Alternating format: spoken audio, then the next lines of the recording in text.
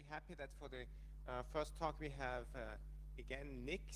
Those of you who have attended the symposium 1.5 years ago might recall his excellent talk, and it's great to have him here again for two reasons. It's great to have him as a first speaker this morning. For one, you know that he has been with Android for a long time, and that he's built was involved in many of the security features that we know today. His focus is on defensive security technologies and native code hardening. So that's the first reason that he's one of the most qualified people to talk about this topic. And the second reason is that he flew in from the US and got up really early this morning, so it's a good opportunity to have him as a first speaker. Welcome, Nick. Thank you. Thank you, everybody. My name is Nick Kralevich. I'm actually one of the founding members of the Android security team. So I've been working in the security space for about 16 years now, focused exclusively on Android security for the last 8 or so. During this time, I've had a really unique opportunity to do something which I think everybody in this room is excited about, to sort of watch Android grow up, watch Android develop, both from a product perspective, watching billions of people around the world use Android, but also just from a security model perspective. You know, it's weird. I've been in Android for long enough that I think I have code running on almost 2 billion devices, which is frightening and exhilarating at the same time. At Google, I head up the Android platform security team. Basically, we are responsible for the code which runs on the device, for defining what the security model is for the code that runs on the device, and ensuring that robustness, the security model is robust. And a really important part of that is just attack surface management, attack surface reduction. So, sorry.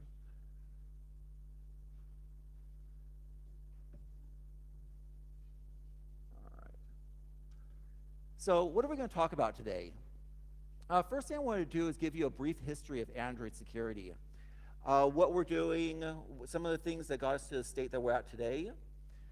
And then I'll talk a little bit about what our strategies for dealing with vulnerabilities are. We're trying to build the most secure system out there. We're trying to build something that everybody, from governments and politicians to people who can barely afford a computer, can use. Then I want to jump into some specific technical examples where we've done really good attack surface reduction, talk a little bit about what we did, the technical details behind it, and some of the recognition that we've got. After that, I'll talk about the future, and then we'll see if we have, we'll talk about some questions afterwards. But first of all, before we begin, I want to emphasize one thing. Android security is actually more than just the code that runs on the device. There's lots of moving parts. There's lots of people who are involved in Android security. I personally am really excited about the code that runs on the device. I think it's one of the most important parts of it. But the way we like to talk about Android security is in layers of defense in depth, as everybody here knows about. Before code even gets onto the device, before something bad can even happen, we run the largest marketplace of Android applications called Google Play. And we do validation of all of those applications. We know, for instance, that if you install an application from Google Play, you're 10 times less likely to have malware. So it's sort of our first line of defense, but we allow people to install applications from outside of Google Play. We make sure we have warnings. We have the largest database of badness anywhere, so if we detect that you're trying to install something, we'll warn you about it, make sure that you have a chance to back out of it. And only finally then do we get to the protections that are on the device itself.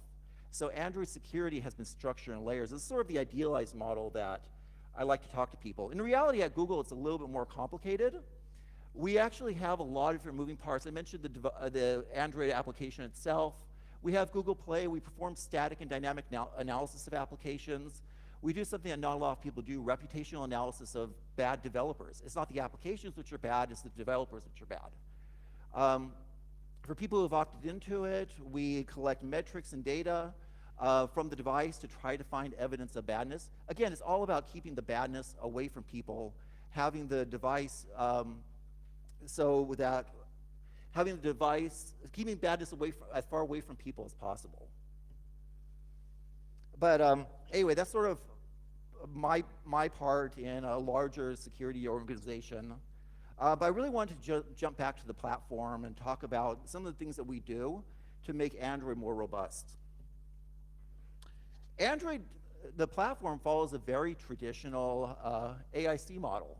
We try to ensure the availability, integrity, and confidentiality of all the data on the device. Like I mentioned before, I head up the platform security team. Our job is to have robustness of the platform. And we have 4 different strategies for dealing with that. Exploit mitigation, things like that you know about every day, things like ASLR, NX. Exploit mitigation, attack surface reduction, which we're going to spend the bulk of today talking about. Attack surface reduction, in my mind, is lots of different things. We talk about how do we make sure that an application can only do what it's intended to do? How do we minimize the surface that's exposed? How do we contain applications, contain processes within Android? And also make sure that we follow the principle of least privilege. Other things that we do that I'm not going to talk about today are really focusing on safe by design APIs and interfaces. I think Scott is going to be talking about some of the tomorrow's going to be talking about some of the changes that we did for Android N around secure network communication. And I'm very excited to hear what he's going to say about it, because it was an area where we spent a lot of work to make things safe by default. So I want to step back a little bit, and I've been in Android for about 8 years now. I've been in the security space for about 16 years now. I want to step back in time and talk about where we were at 10 years ago. 10 years ago, from a security perspective, we were in a really bad place. Windows Vista had just come out. The big thing there was it was the first time ever for consumer operating system that we started separating out the concept of you are the administrator of your own device. Desktop operating systems, there was no real separation between what an application can do and what a user could do. If you install an application, the application acted on your behalf and could do everything you had. There was no application isolation. The user had root privileges, administrator privileges, and mobile devices just weren't widely available. So Android sort of stepped into the scene. First version was released in 2008, and really it was architected with security in mind. So I talked about safe by default. One of the things that I'm really proud of is that really early on we chose a memory safe by default language, because we knew we wanted to avoid the mistakes of classic consumer operating systems. And we designed with security in mind. We had application sandboxing. But even though it was designed with security in mind, there was still a lot of work to do. In the early days of Android, we focused a lot on exploit mitigation. Things like Stack Protector, ASLR, NX. These are all the things that you'd expect from a consumer-level operating system, from a Linux-based operating system. And there's actually a list of some of the things here. And it was really effective at making bugs hard to exploit. But at the same time, it wasn't enough. So early Android sort of looked like this. We did some level of compartmentalization. We got some level of sandboxing. We reused a lot of the technologies. But there were big chunks of Android that were overprivileged, that had too much power. There was a period of time where a security researcher was looking at shell scripts on the system and using grep to find security vulnerabilities that all involved similarly following attacks, because these shell scripts had the capabilities to do everything that the root user could do. So while Android was designed with security in mind, like any good architecture, it had to be, like a lot of architectures, it had to be completely filled out, and we hadn't finished building it.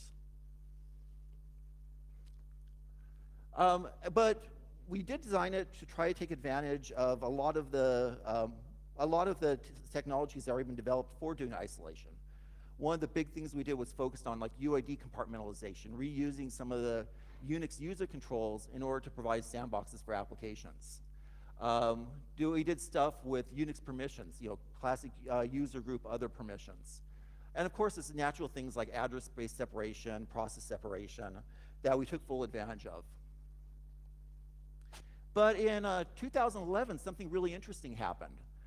Stephen Smalley published this paper titled, published his presentation and paper titled The Case for Security Enhanced Android. And a lot of us started looking at it and saying, wow, there's something here. He actually broke down and talked about how there were 7 different rooting exploits. And by having a mandatory access control model on the system, all of those exploits were mitigated or eliminated in a lot of cases. So where before we had really focused on exploit mitigation as a strategy, it was around 2012, 2013 that we really focused on attack surface minimization and containment as a model and trying to see what we could do there. Nowadays, Android actually looks like this. Everything is compartmentalized. Every process on Android is running in a sandbox that has minimal privileges. There is no longer a root on Android. You actually have to compromise the kernel if you want to compromise and get code execution in the kernel if you want something. It's been a bit frustrating for attackers where they've seen vulnerabilities like Dirty Cow, and then they realize that it was difficult to even take that kind of exploit where all of user space is compromised and still be able to do anything meaningful with it. We deployed the principle of least privilege very widely. We had to reduce attack surface quite a bit. We had an auditable security policy, which is something we hadn't had for a long time. You could actually extract the security policy from the device and understand what was happening. Nowadays, Android looks like this.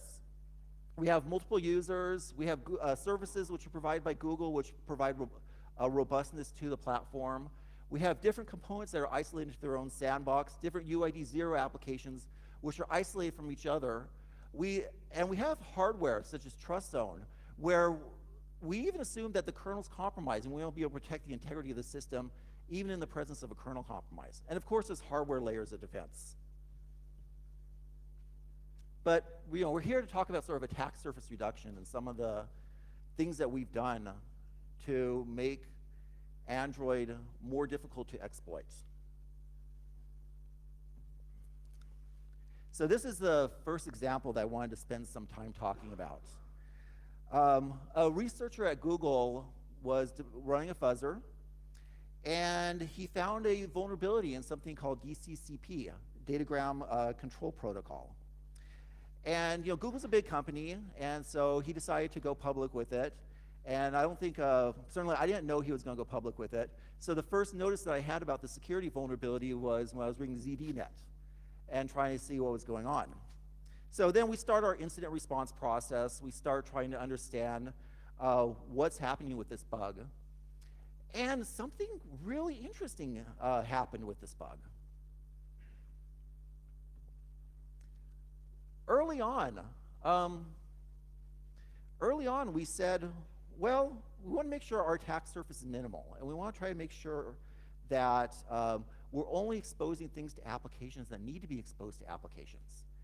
And so, for instance, we had a whitelist of network protocols that were available, things like TCP, UDP, ping sockets, and sort of Unix stream and datagram sockets. But one of the things that wasn't on that list was DCCP. So what does that mean? This bug that was generating a bunch of press wasn't exploitable on Android. It wasn't exploitable not only because of the security controls we had in place, but also other things that we had done for attack surface reduction made sure that that code wasn't even compiled into the kernel. So lots of press, but for Android, this was almost the ideal case where the attack surface minimization that we put in place made sure that this bug never actually affected our users. And so in my mind, this is what I want to see every bug doing. My job is to make sure that our attack surface is so minimized that even if there's bugs, those bugs don't mean anything. Those bugs can't do anything. And I think it's a really powerful technique. A lot of people get hooked up on exploit mitigations and trying to get ASLR working properly, where if you could just not get the code in there at all, you're in a much better shape. So we only have a whitelist of networking protocols. We've actually explicitly blacklisted a number of networking protocols. We have these things that are called never allow rules, which are security assertions that we enforce throughout the operating system. And so we can actually guarantee that we never expose a lot of these sockets. Now, I mentioned it wasn't compiled in, and even if it was compiled in, it's not reachable to SE Linux restrictions. A number of people on the team said, oh man, you guys dodged a bullet.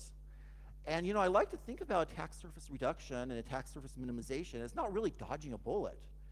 We're making ourselves leaner. We're making ourselves able to move faster. We're being thinner, so we're not dodging bullets. We're just not getting in the way of bullets. And a big chunk of what we do, and what my team's responsible for, is making sure that we are fixing or mitigating bugs before we even know about the bugs, which is a really, really tough challenge. You try to fix things before you know about it. And so in this case, it was rated by our assessment team as not a security issue. And this is the goal of attack surface reduction, attack surface management. And something I'm actually really proud of because of what didn't happen. Now, the whitelist of networking protocols also affected a number of other bugs that, again, reduced the severity. These were things that were actually compiled into the Android kernel, but at the same time weren't reachable. There are these socket classes called MSM IPC sockets. And with these sockets, a lot of times you're supposed to do a capabilities check to see if you have cap netadmin. But in some cases, the capabilities check were missing. And that failure to do a capabilities check allowed a certain bug to be reachable. Because we chose to make that not reachable to applications by default, we actually reduced a lot of the direct attack surface to Android. These bugs were impossible to directly exploit. That wasn't perfectly ideal because we want to make sure they're not directly exploitable, but they're not exploitable through any number of chains of vulnerabilities. So it's still considered a bug, but it was a bug where the chain length was greater than 0. And chain length is a really, really important concept when we're talking about security, as I'll explain more.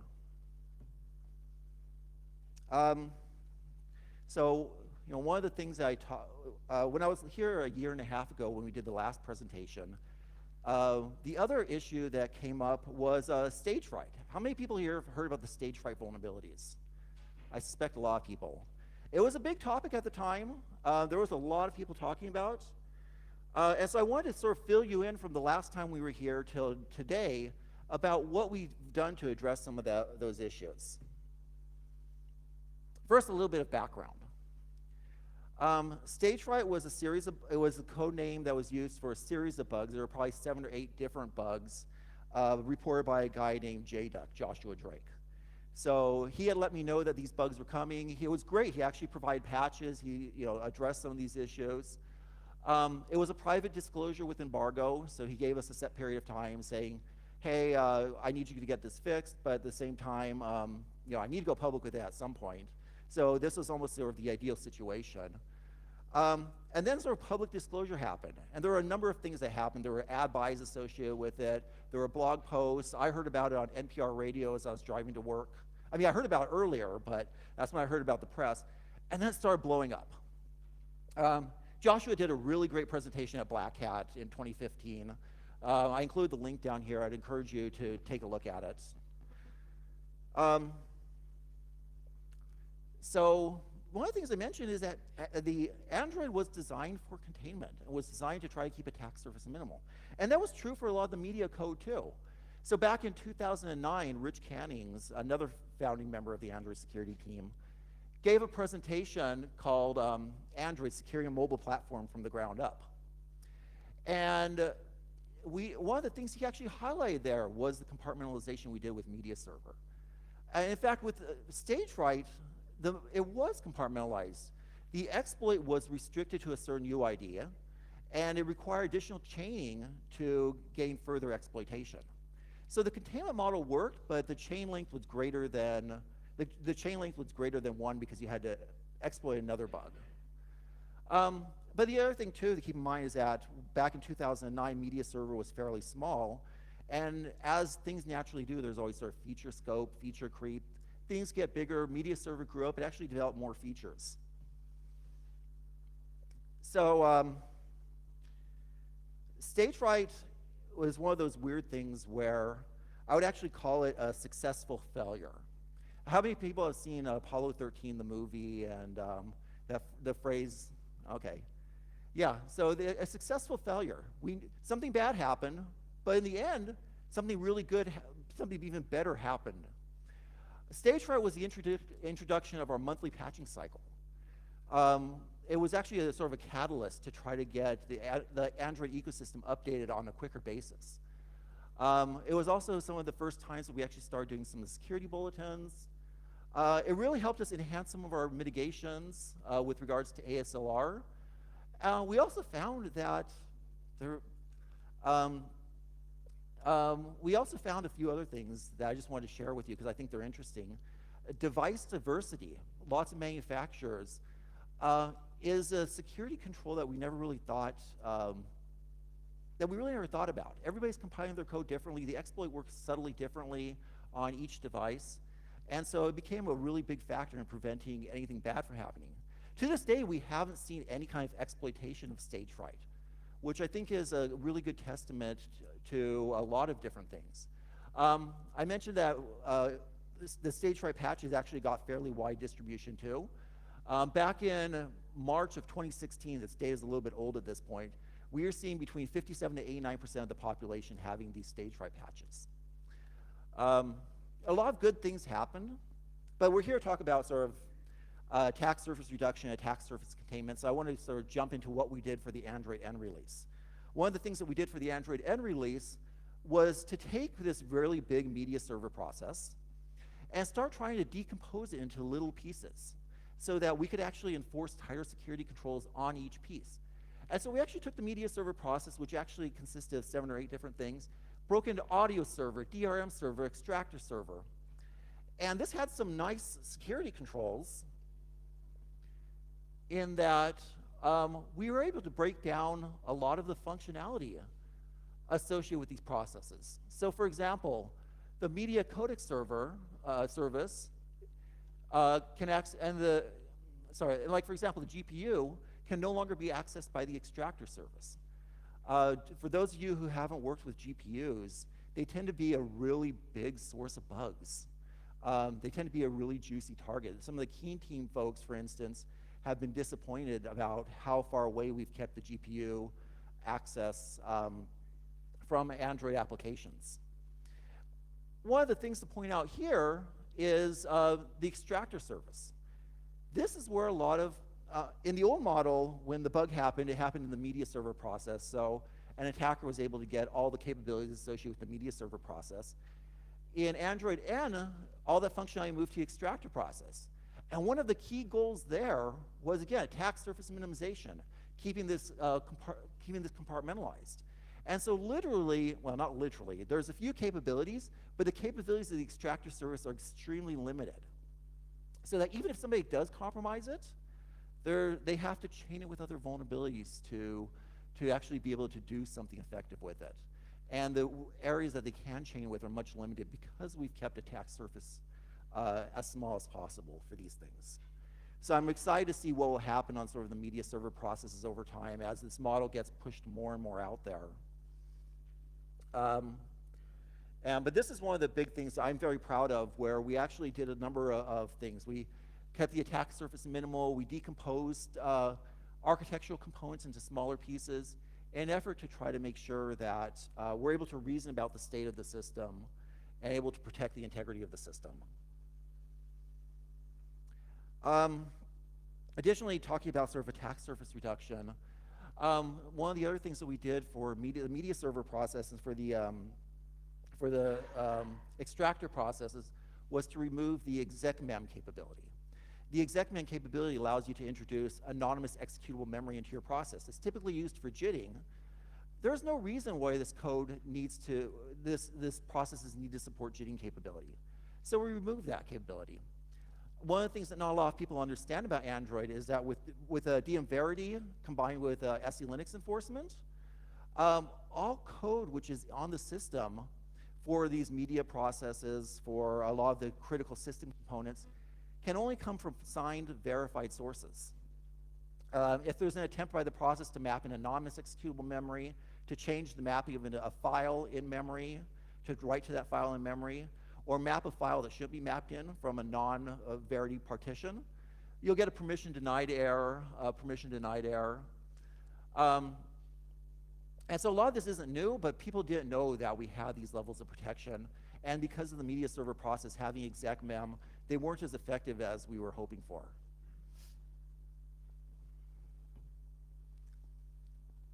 One of the other things that we did, talking about attack surface, was to use a technology called setcomp. How many people here are familiar with setcomp? So setcomp is a system call filtering library that's available in the Linux kernel today. And it allows you to do really fine-grained control of what system calls you make available. So as part of the hardening process for the media code, we started looking into what system calls were being made.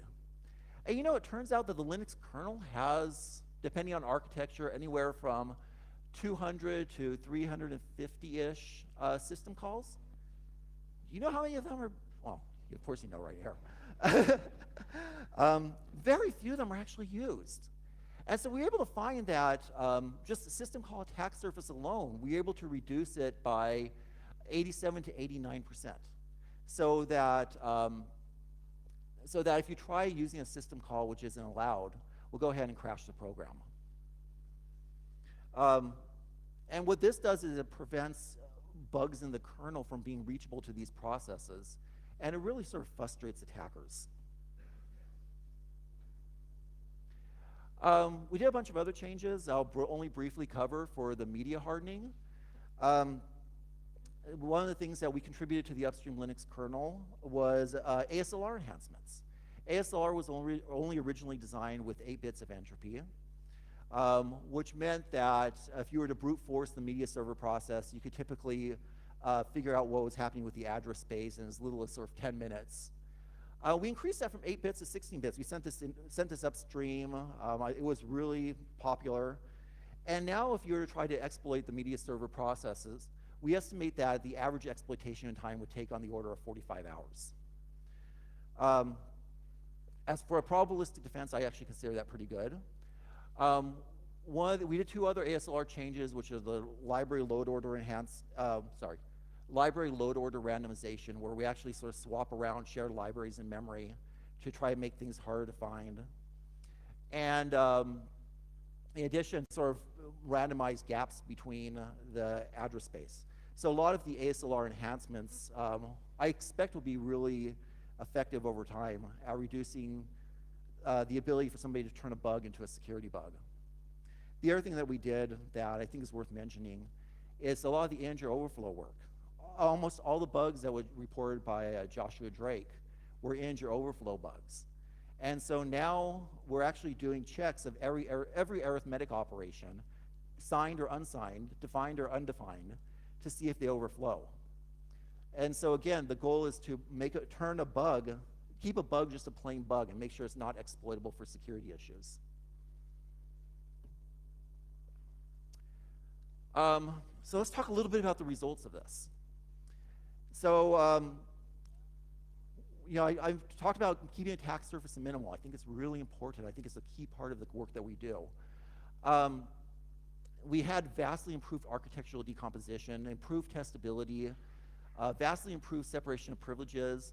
The riskiest code where we're handling untrusted data moved to one of the most sandbox processes. And we were able to make significantly better, we were able to make a containment model that was significantly more robust, make sure the attack surface was minimal. These are the kinds of ways I judge myself when I look at folks on the Project Zero team or the security community talking about what we did. And he actually did a blog post. He is actually talking about just how difficult our changes made in allowing him to exploit a bug that he had found. The setcomp, the changes, the SE-Linux media server decomposition. And I actually think it's a really good sign of us doing something right. But I'm biased, so. Anyway, these are sort of the ways I personally judge success of the work that I'm doing. And not that the press is important, but there was also a lot of external people that were saying, hey, you guys, we're trying to shut down a lot of the bugs and trying to focus on attack surface reduction. in order to make sure that we know bugs are going to happen, but we make sure that they're not exploitable. That's key goal. Yeah, I hope everybody takes away, if they take away one thing from this, is that attack surface reduction needs to be a sort of critical part of your development strategy, probably more so the exploit mitigations or other technologies like that.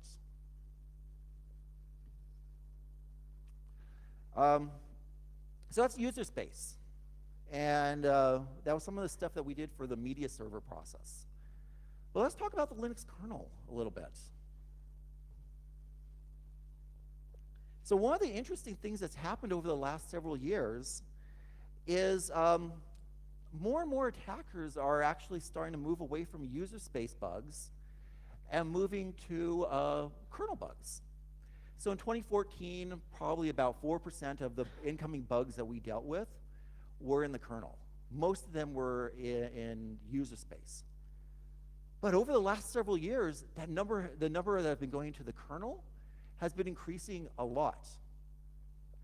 And that sort of caused us to reevaluate how we're approaching bugs, how we're trying to deal with bug management, attack surface management.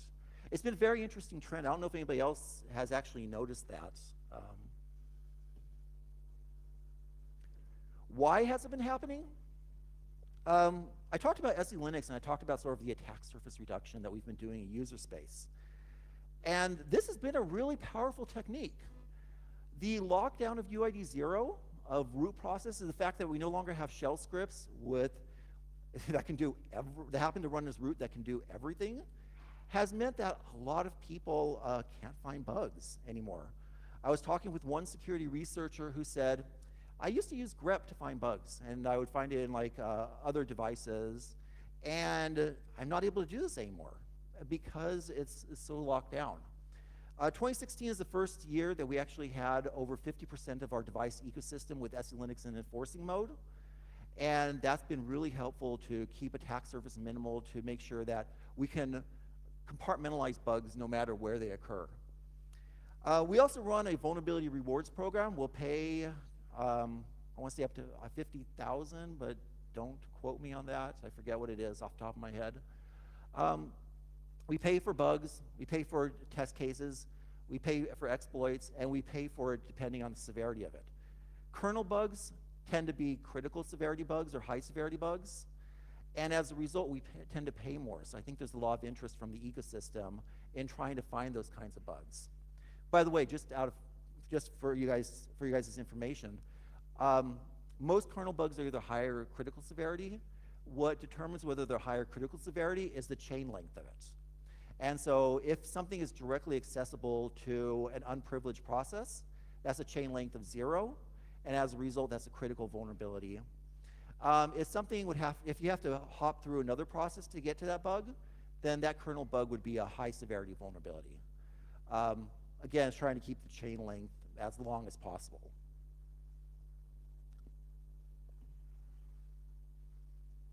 But what's also interesting about kernel bugs is looking at where they're coming in from and the different subsystems that they're coming in from.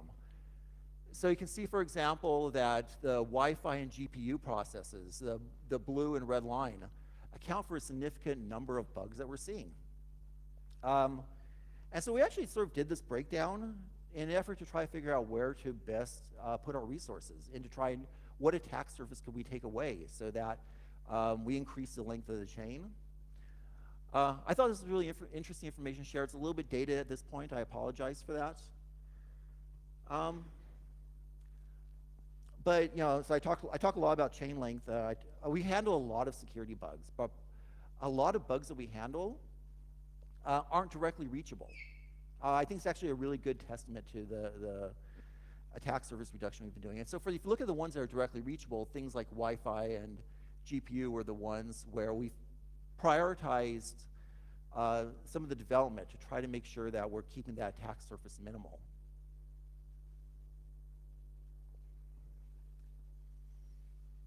Let me just give you an example. We are seeing a lot of Wi-Fi bugs. And so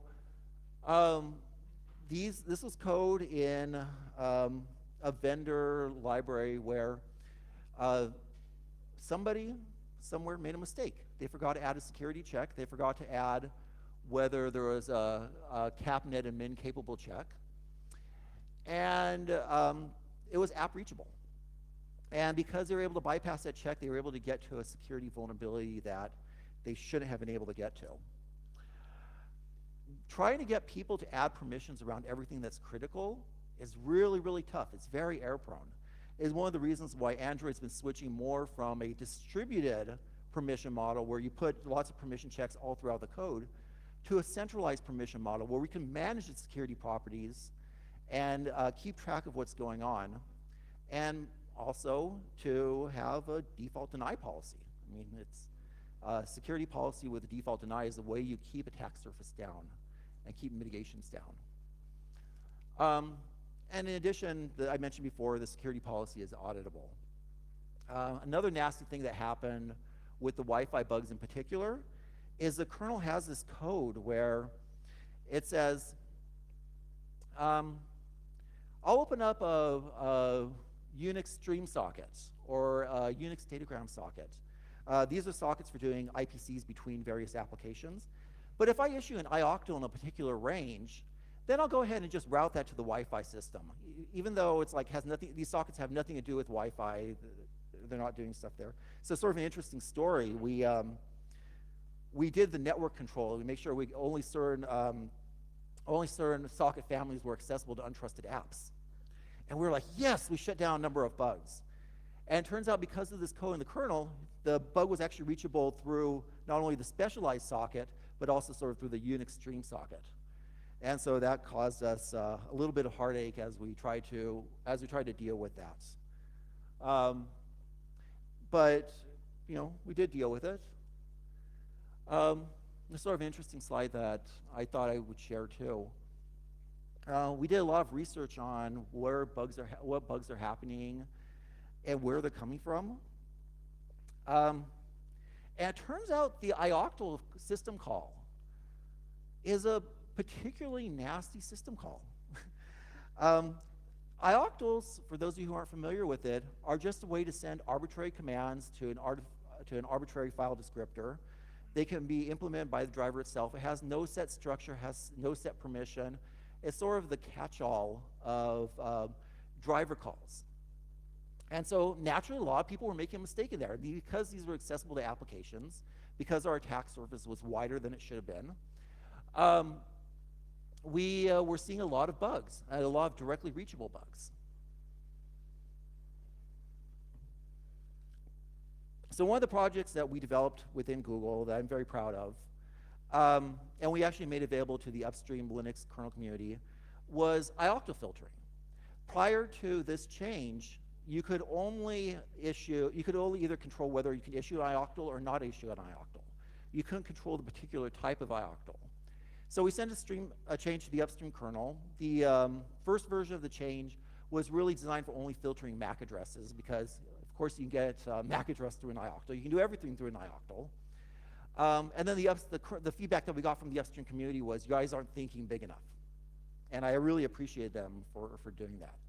So we introduced a very generic way to have a white list of ioctls in order to be able to control attack surface.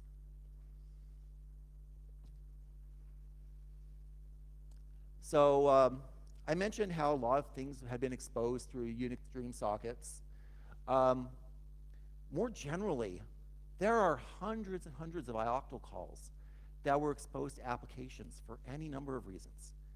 We found out that the vast majority of them are just not used. We narrowed it down to 29 ioctl calls that are actually used. And we made all these changes without impacting legitimate functionality at all. You remember those Wi-Fi ioctls that are available sort of through a non-standard socket? We got rid of them all. They're just not needed for a lot of the device functionality.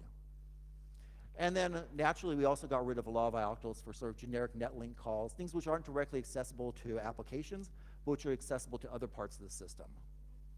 The GPU is something very similar.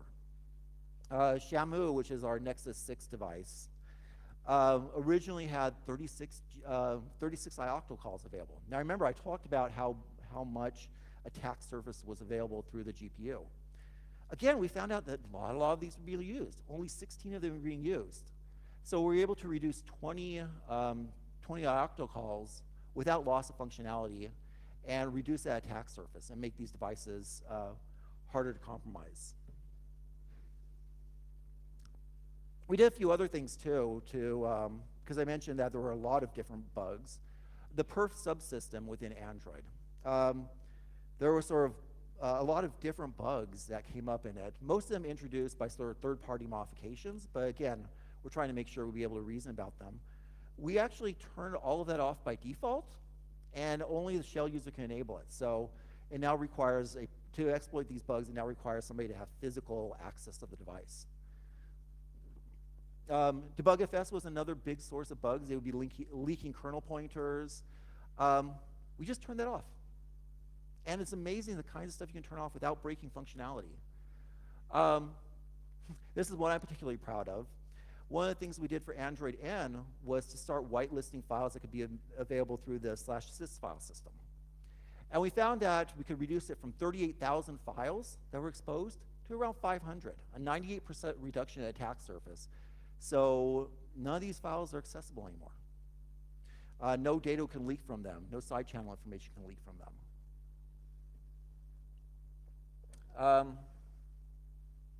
So what were the results of this? Pretty much out for these particular case studies, 100% of the bugs that we had saw would have been blocked by these changes. 100% of the Wi-Fi bugs that we saw would have been blocked by these changes. 50% of the GPU bugs would have been blocked.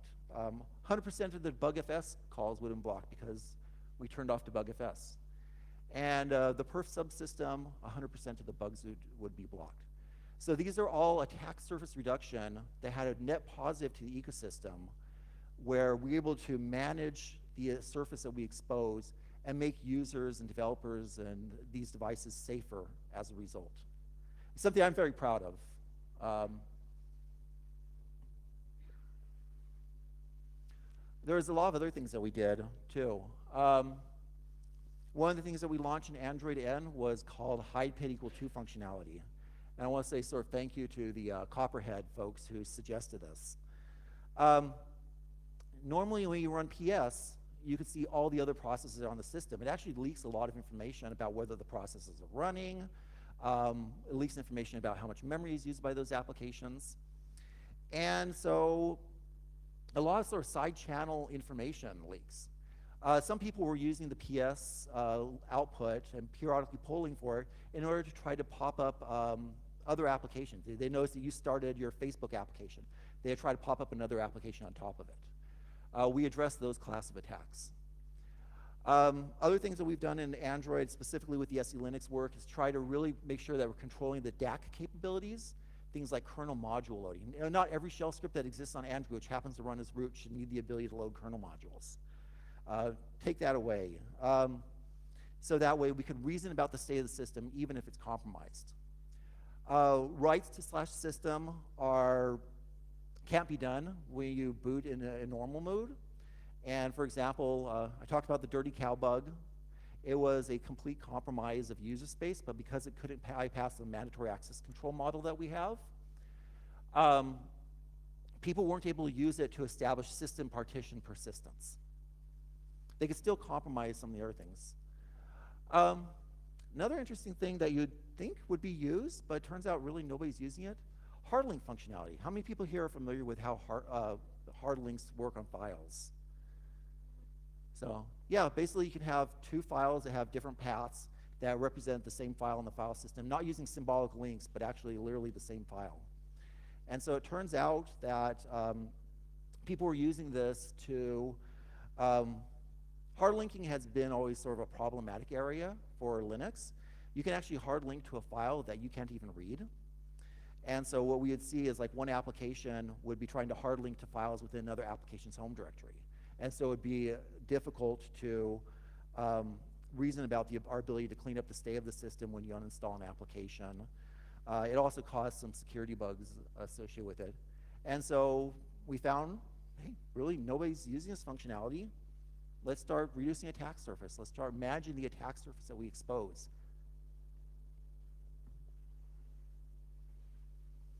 Um, so we've, I like to think that we've done a lot of work in order to keep Android secure. I talked about the different strategies that we use. Obviously attack surface reduction, trying to make sure that a lot of this data isn't exposed, the exploit mitigations that we put in place over time, trying to break things into different parts. But really, what has sort of the external security community been saying about this? I don't know if some people here are familiar with a guy named John Sawyer, just in case, yeah. He's actually he gets a lot of press. He finds a lot of bugs. He's a really bright person. I'd like to think I have a good working relationship with him. He actually posted probably a year and a half ago, I think I had the same quote at last year's summit. A lot of the attack surface restrictions that we put in place have been causing him to not be able to find bugs. And so, my job as a defensive security researcher is to do this, is to make sure that people can't find the bugs in Android, to frustrate people who are trying to compromise the system. So I get a lot of pride when I see people write things like this. I get pride from frustrating attackers. And so, I certainly think that he is of the opinion that we've made things more secure. I watched a presentation by an organization called Keen Security Labs, Keen Team. How many people have heard of this organization? Has anybody? You need to stop. Keen Labs, a Keen Security Team, are the folks that is a research group, I believe they're based out of China, that tends to find a lot of security vulnerabilities in both iOS applications and Android. They've won Pwn to Own a few times, if I recall. They've presented at Black Hats. And I was at a presentation that they gave. And so they actually did a comparison between iOS and Android. I'm not qualified to talk about iOS. I'm not that familiar with it. But one of the things that they said was, in general, between the two, the Chromium Android sandbox feels stronger because it exposes a smaller attack surface. We have multiple layers of defense for the Chromium sandbox. We have the isolate app, which is something we created like 3 or 4 years ago, where the process will run on its own UID. We have the compartmentalization that the Chrome browser buys itself. And we have a very restrictive SE Linux domain, which, again, limits attack surface, keeps things like the GPU and application files away from these very, very targeted processes. So the Keen Security Lab had a lot of good things to say about some of the work that we did. There's another company called ZeroDium, and they actually buy exploits on the public market. And I don't know who they sell it to, but they buy exploits on the public market. And so they published a price list that talked about what they're spending. It starts from $10,000 all the way up to $1.5 million. And so what do we see? Let's zoom in a little bit. Right at the top, almost at the top, number 2, not quite number 1 yet. Right at the top, we have Android. Ahead of other mobile operating systems, ahead of other systems like that were on the previous page. And so when I look at this as sort of a defensive security researcher, my job is to drive those numbers up as high as possible. And so I'm actually really happy that we've gotten to this point, and I'm looking forward to how we can continue to drive up some of these numbers. Yeah, second highest exploit cost. What's interesting about the ZeroDium numbers is not only how high the number is, but the rate of growth of the number. So when they upgraded their price list in September 2016, they jumped it up from $100,000 to $200,000 for a 0-day bug. If you look down the list, that's a higher percentage gain than most of the other systems that are out there. Again, I like to think that the attack surface reduction and attack surface management that we've been doing in Android has been really helpful with that.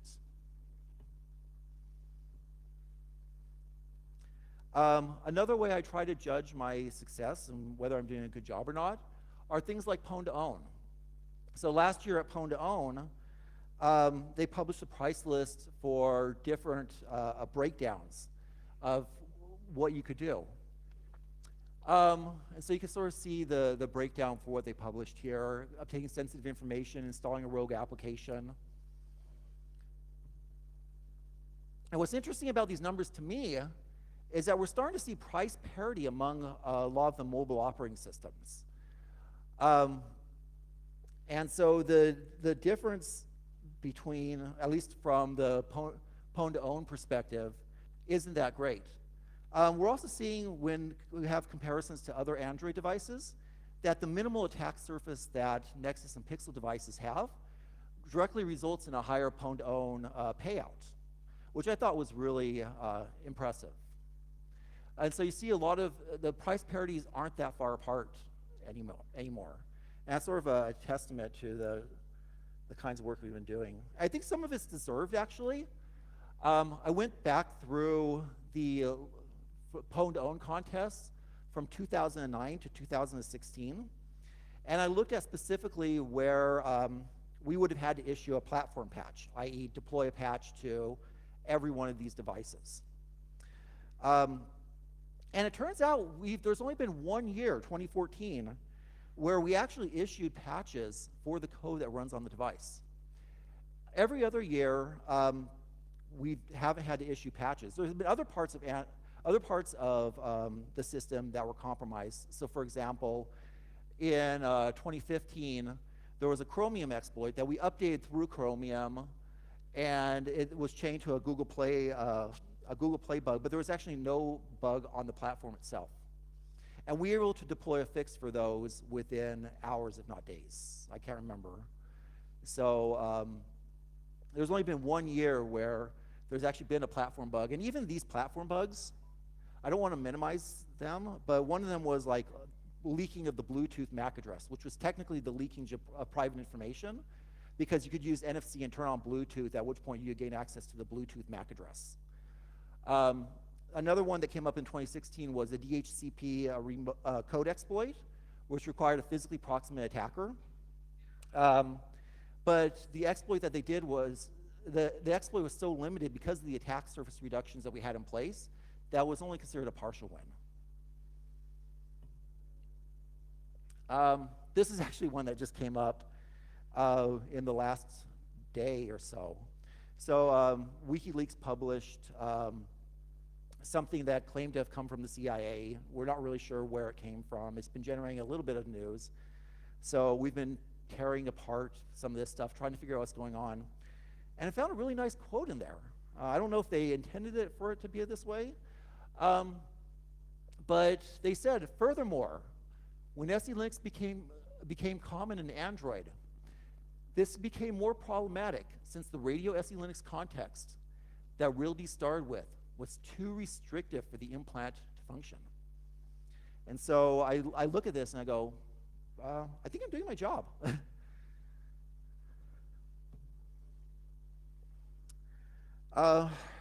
Future.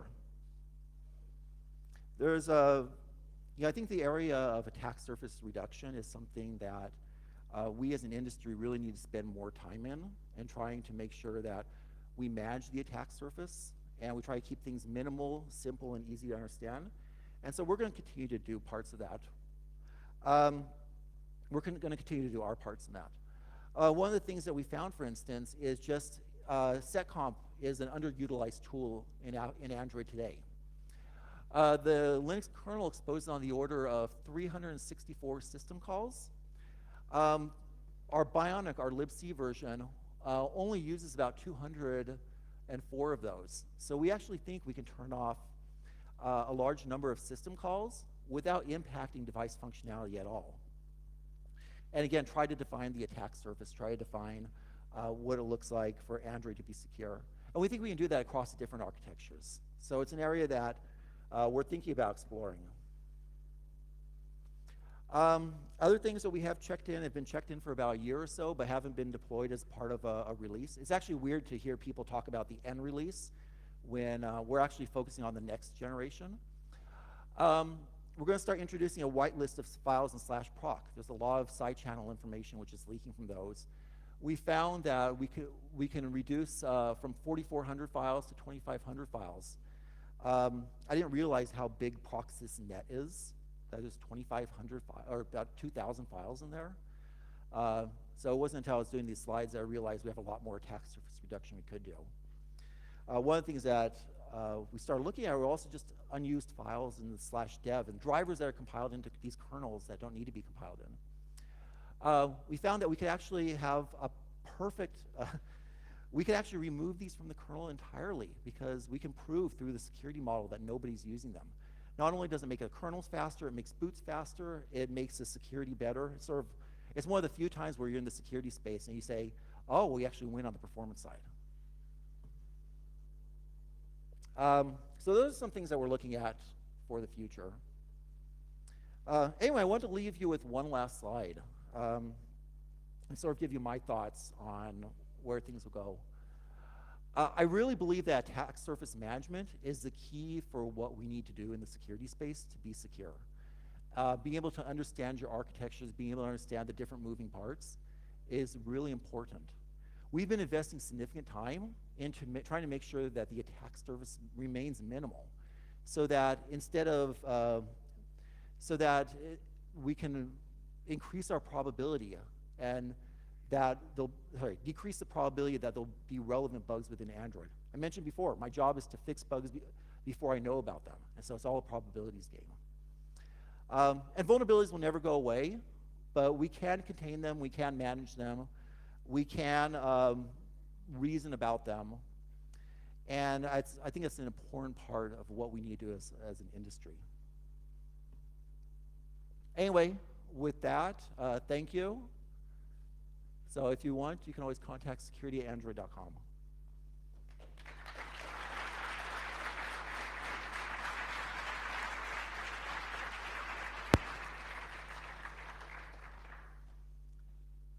We'll have time for a couple of questions.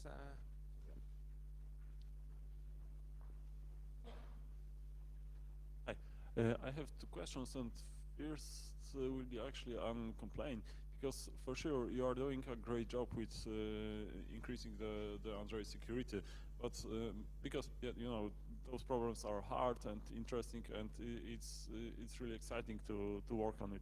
But apart from that, there are also plain boring bugs, for example, in the UI or other non-security related parts of framework. And personally, I don't report them anymore because you just don't care. My bugs are hanging with the new status for years. Then they are just auto-closed because they are just too old. And for comparison, my non-security bugs related to Microsoft are verified in 1 or 2 weeks and then assigned to be fixed. So my impression is that Google's are smart enough to avoid that boring bug fixing. So yeah, while the security increases, the state of the framework is something less impressive because there are bugs hanging from the Android 1.0 still present. A lot of times, I'm not really sure how to answer that. It's sort of outside my scope, and it would vary per subsystem. It's possible that the bugs just haven't got to the right person. People aren't aware of them. A lot of times what happens is bugs get fixed internally, and so by the time we see an external bug, it's already been fixed. Most likely it's just routed to the wrong spot. I mean, I'm happy to follow up with offline with any specific bugs and see if I can get traction on them. I have a question about the Linux kernel versions. Do you think there's a relation why you choose a certain version of the kernel? And do you think if you would a more recent Linux kernel version, what's the impact on the security? That's a great question. I don't think we've ever put together any statistics that talk about breakdown of bugs within kernel versions. Most of the bugs that we're seeing are in vendor drivers. Actually, I think only 20-ish% of bugs that we see are actually in the upstream kernel, where upgrading the kernel would have made a difference. A lot of what we're seeing in newer kernels are better attack surface management, better self-defense features within the kernel. But with any new kernel version, you're also going to get new kernel bugs. Case Cooks published some interesting data about the lifespan of kernels that I can point to later. I don't have any of the information. I honestly just don't know the answer to that. Sorry. Yeah. So this is probably a not very fair question for your team, but okay, so in Android 10, there have been a lot of changes, and the segregation of the processes is great, and like lots of security changes. But 6 months after release, Android 10 has 3% market share. So the fixes are not propagating like very fast. Like, does like the Android team plan to like offer some incentive to vendors to like make them like release new versions faster, or like even the monthly updates to release them like faster? Well, only Pixel devices get the updates. So I'll talk about the security aspects of it, because I think there's security aspects and non-security aspects. One of the things we try to do on the security side is make sure that security patches are widely distributed. And it's not as important as the exact security version, the exact version that you're running, as long as you have the backport of the patches. And so the people tend to have a more pessimistic estimate of the patch uptake rate because they look only at the version number. They don't look at sort of the patch string. We've tried to do some things to make that more visible. As for incentives that we give other partners, and I just don't have that information. So I'm sorry. Okay, let's do one last question. There were some rumors about separating these security patches into vendor-specific and Google-specific. So can you update us with the status of this project? I'm sorry, can you repeat the question? So there were patches. I don't know. I've read about that there were rumors that in Google internally you tried to develop 2 branches. So vendor-specific patches, security patches, and the core patches that you can distribute Google and to upload to all the devices. Do you still have this kind of project? And I believe in our security bulletins, we actually do make a distinction between core patches that occur in Android and patches which are common across the ecosystem, and we have different patch level dates, whether you've picked up those patches or not. So I believe we're already making making that information public and available. Yeah, I believe it's publicly available today. Yeah, but is it possible to enforce the patches from Google to be run on the devices? I know Patrick's going to talk next about sort of update rates and patch uptakes and all the different moving parts that are involved with patch management. It's an area where there's a lot of people that are working on it, and there's not really anything I can share today about what we can do to try to expedite that process. I think Patrick will, when he talks, will actually have more update. We've been working with our carrier partners, we've been working with manufacturers in order to make sure that they have the information they need, and bottlenecks are removed. Like AT&T's been doing a really great job at trying to expedite the process of getting security patches out there. And so where we've been focusing right now is sort of greasing the wheels and trying to make things happen and enable companies like AT&T to do that. I don't know if that answers your question, but I'm not sure if I have a good answer. Thank you. Thank you. And this was a good transition to the next talk that we have after the coffee break.